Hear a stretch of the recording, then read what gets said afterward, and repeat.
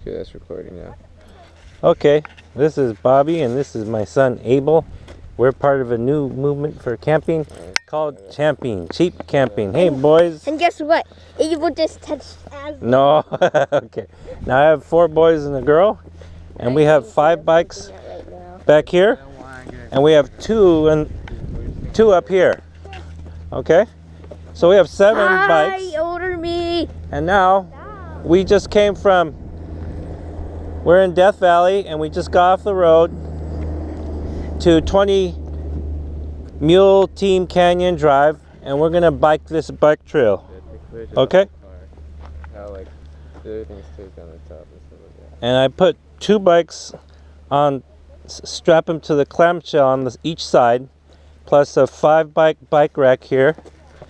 And this is how we take 7 bikes for our family to do these wonderful free, cheap camping activities. So this is called framping or champing. Now, how do I turn this off, Abel? You're stupid. Okay.